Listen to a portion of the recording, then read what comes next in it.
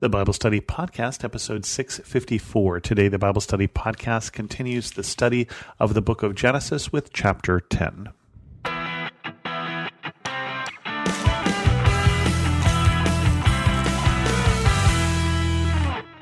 Welcome to the Bible Study Podcast. I'm your host, Chris Christensen. We continue on with chapter 10 of Genesis, one of my favorite chapters, and I am kidding because it is a genealogy. It tells us the table of the nations, the time from Noah to Abraham. This is the account of Shem, Ham, and Japheth, Noah's sons, who themselves had sons after the floods.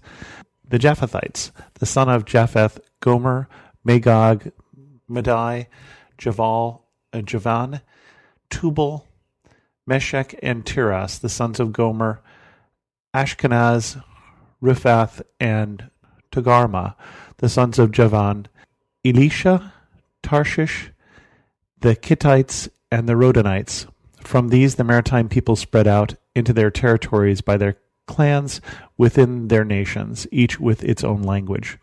The sons of Ham, Cush, Egypt, Put, and Canaan, the sons of Cush, Sheba, Havilah, Sabta, Ramah, and Sabteka, the sons of Ramah, Sheba, and Dedan. Cush was the father of Nimrod, who became a mighty warrior on the earth.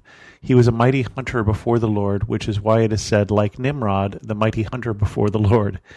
The first centers of his kingdom were Babylon, Uruk, Akkad, and Calneh in Shinar. From that land he went to Assyria, where he built Nineveh, Rehoboth, Calah, and Resen, which is between Nineveh and Calah, which is the great city. Egypt was the father of the Luddites, Anamites, Lehabatites, Naphtuhites, Perusites, Kaloshites, from whom the Philistines came, and Caphtorites. Canaan was the father of Sidon, his firstborn, and of the Hittites, the Jebusites, Amorites, Girgashites, Hivites, Architites, Sinites, Arvadites, Zemarites, and Hamathites. Later the Canaanite clans were scattered, and the borders of Canaan reached from Sidon towards Gerar as far as the Gaza, and then towards Sodom, Gomorrah, Admah, and Zeboim, as far as Lasha. These are the sons of Ham by their clans and their languages in their territories and nations. The Semite sons were also born to Shem, whose older brother was Japheth. Shem was the father of all the sons of Eber. The sons of Shem, Elam, Ashur, Arphaxad, Lud, and Aram. The sons of Aram, Uz, Hul, Gether, and Meshech. Arphaxad was the father of Shelah. Shelah was the father of Eber. Two sons were born to Eber. One was named Peleg. Because of this time when the earth was divided, his brother was named Joktan. Joktan was the father of Almodad, Shelaph, Hazarmavath, Jerath, Hadaram, Uzal, Dikla, Obal, Ebimael, Sheba, Ophir, Havilah, and Jobah. All these were the sons of Joktan. The region where they lived stretched from the Misha towards Sephir in the eastern hill country. These are the sons of Shem by their clans and languages, in their territories and nations. These are the clans of Noah's sons according to their lines of descent within their nations. From these nations spread out over all the earth after the flood. It's always tough to know what to do with one of these particular chapters because these are a lot of names, and for many of us, some of these names are completely unknown. So I want to pull out some that are interesting, and then I want to talk about the bigger picture here. In terms of some that are interesting, as I get into some of the names like Eber, Peleg, Ruah, we're talking about names that will come up again, but they're going to come up in some of the genealogies in, for instance, the New Testament. So if I look for Eber, Peleg, Ruah, for instance, in the New Testament, I'm going to find them in Luke in the genealogies of Jesus. And so that's one of the reasons why those names may or may not sound familiar to you, but maybe they should. So there are some that are familiar from that. Others you may have recognized from some of the prophecies in the Old Testament, like Magog. Gog and Magog are prophesied by Ezekiel as invading in what Hal Lindsey in the late great Planet Earth, for instance, called the last World War III or whatever. And they're representative of nations. They're referenced by name, and they're referenced by the names of the descendants of Noah. Some of these names we've never heard of before, and some will come up again. So that's the first thing that I would note in here. The other thing is to note that this is a tribal society. I don't mean tribal society in a derogatory term. I mean that people are associated around clans. They're associated around lineages. And it's one of the reasons why this is recorded, is that is important in that kind of culture. And there's many different places like that still have that kind of culture, although we don't tend to in the same fashion. I remember being in Tanzania, and we were at a church that was caring for orphans of AIDS, which was why we were with them. We were trying to help them in that task. And we expected that we would go and there would be an orphanage, and there wasn't. All of the children, one or two of their parents had died. You didn't have to have lost both parents to be considered an orphan. If you lost the breadwinner, then you needed support, and the church was helping with that. And so first we found out a different definition of orphan, and then we expected an orphanage, but everybody was living with a relative. And I think one of us asked, well, what if they don't have a relative? And they looked at us like we had two heads, because everyone was a relative. They were living within a clan, within a tribe, and all of the people within that tribe were relatives. So everyone had a relative, which is very different from our experience, but very similar to what we're seeing here. And that's one of the reasons why you start breaking up into different tribes, into different groups, is by lineage. And there's only so many people you can kind of manage. And so, at the time you get a common great-grandfather, then maybe you've split into two groups.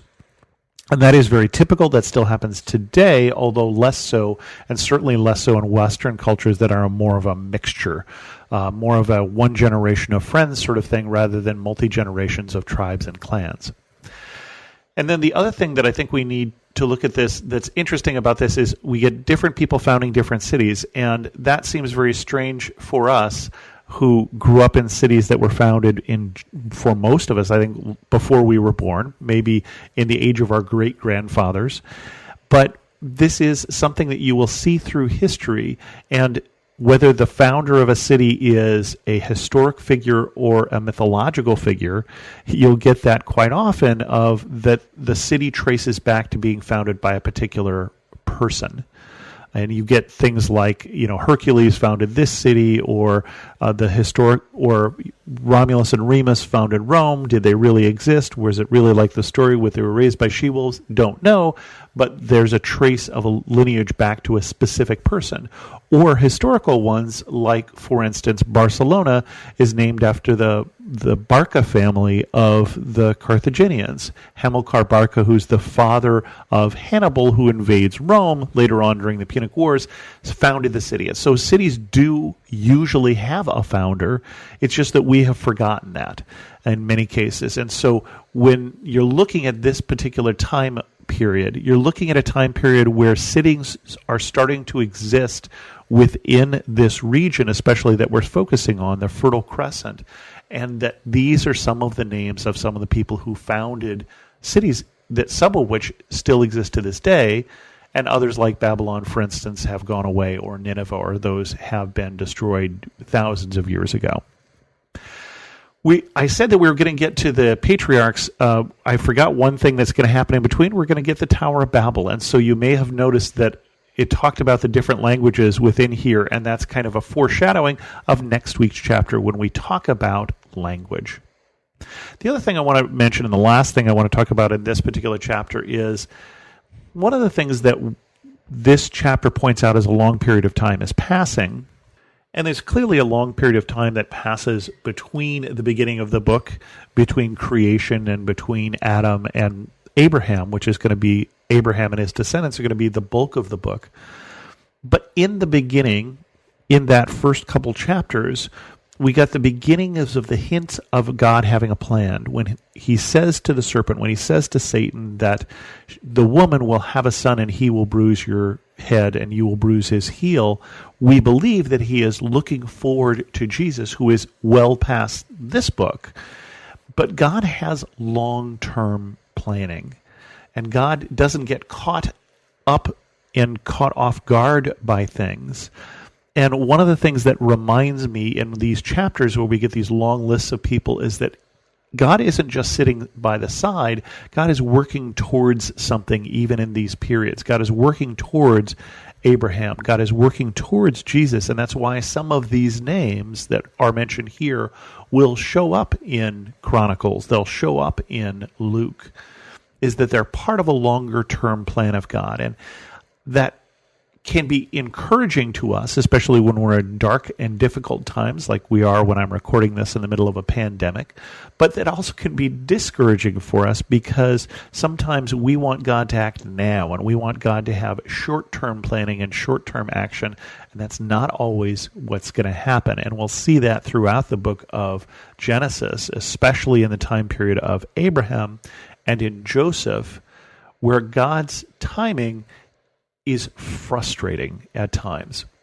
But more on that as we get further into the book of Genesis. With that, we're going to end this episode of the Bible Study Podcast. If you have a question, leave a comment on this episode at thebiblestudypodcast.com or send an email to host@thebiblestudypodcast. And thanks so much for listening.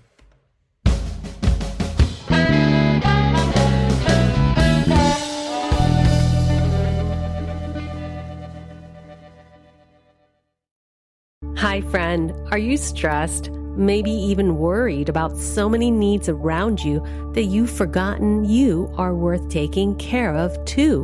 Well, I'm Bonnie Gray, the host of Breathe, the Stress Less podcast. I want to invite you to join me as I share practical tips based on science, inspired by God's Word, to help you spark joy and restore God's peace and love to your soul. Subscribe now and go to lifeaudio.com.